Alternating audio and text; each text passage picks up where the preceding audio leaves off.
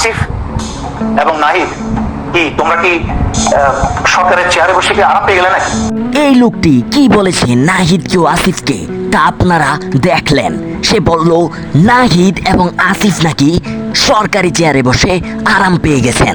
এই লোকটি আরো বলেছে যে তারা নাকি মুখোশধারী, তারা ছোট্ট ছেলে, দেশ চালাতে পারবে না।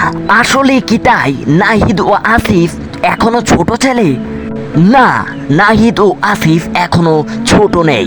তারা দুজনেই মাস্টার্স পাস, তারা গ্রাজুয়েশন শেষ করে ফেলেছে। এবার আপনাদেরকে আরেকটি ভিডিও দেখাবো যেখানে আসিফ ও নাহিদকে 24 ঘন্টার আলটিমেটাম দিয়ে বলে তারা নাকি মুখোশধারী। সংবাদ সম্মেলন করে আপনাদের মুখোশ উন্মোচন করতে না হয় এবং আপনাদের নাম মেনশন করে আপনাদের বিরুদ্ধে কিছু করতে না হয়। এই লোকগুলো আসলে কি বলতে যাচ্ছে আমি বুঝিয়ে বলতেছি আপনাদেরকে। তার আগে আপনারা নতুন নতুন বাংলাদেশের সব খবর পেতে আমাদের চ্যানেলটি লাইক সাবস্ক্রাইব করে রাখুন, যাতে করে সবার আগে এই নতুন খবর আপনি দেখতে পারেন। এবার কথা বলছি মূল ঘটনাটি নিয়ে। ওই লোকগুলো কে বা কারা তা অনুসন্ধান করে এখনো জানা যায়নি। তারা চাচ্ছে নাহিদ ও আসিফ যাতে বাংলাদেশের মন্ত্রী হিসাবে না থাকে। অনেকেই বলা বলি করছে তারা হয়তো ছাত্রলীগের লোক হবে।